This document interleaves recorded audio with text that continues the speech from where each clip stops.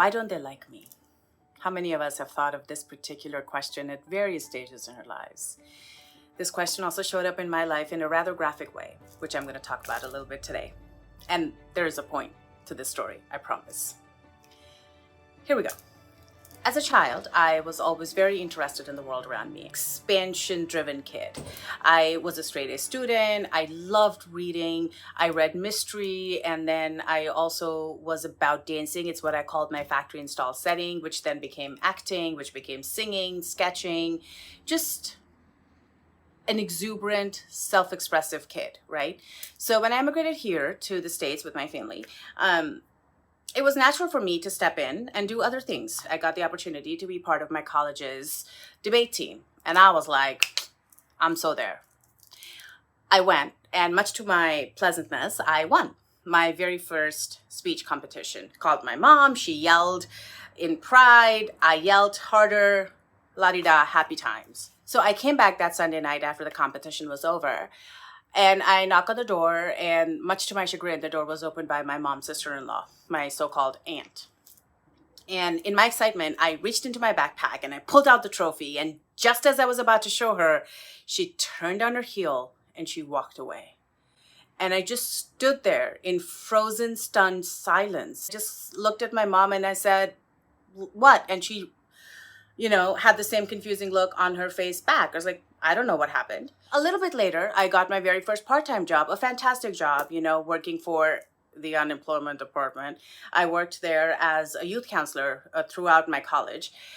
Came home to announce that I had actually gotten the job, and once again, crickets. No reaction.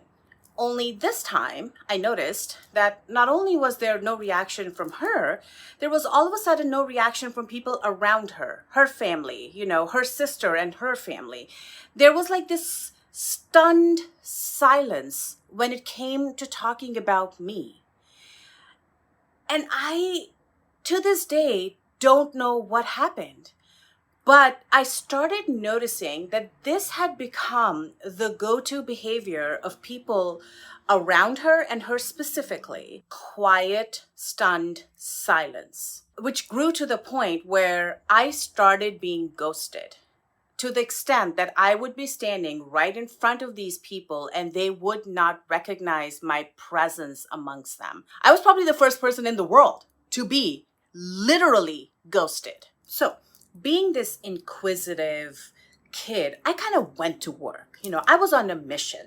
I was going to find out what was going on and then fix it so that they would magically, not treat me the way that they're treating me. No matter what I did, I just wasn't able to find an answer. It got so bad that I would cry, literally tears pouring down my face, just at the thought of being around these people. Thanksgiving was my own personal hell.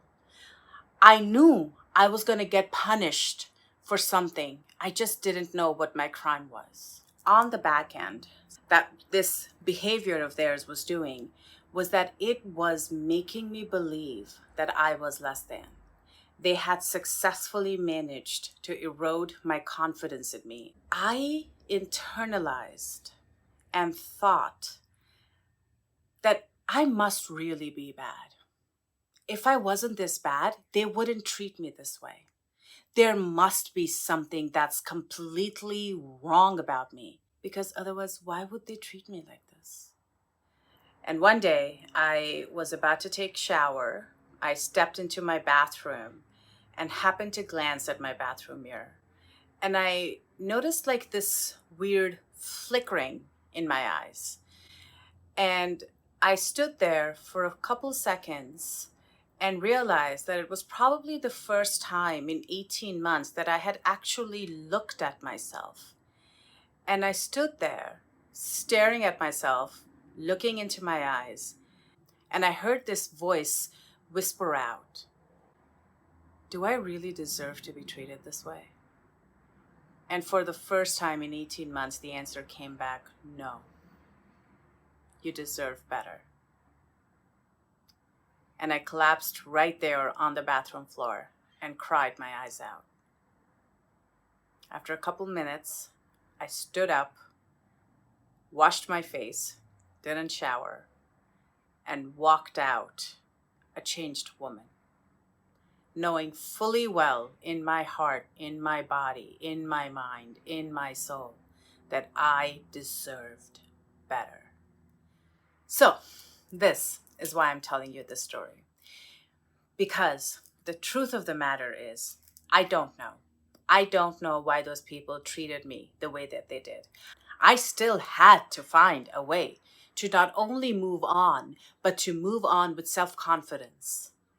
Because the fact of the matter is that we do not ever know. We don't know why somebody treats us the way that they do, why somebody chooses to abuse us, to dehumanize us, to ghost us. We don't know. But we have to find a way to own our self-confidence and to own our self-worth regardless of what happens outside of us.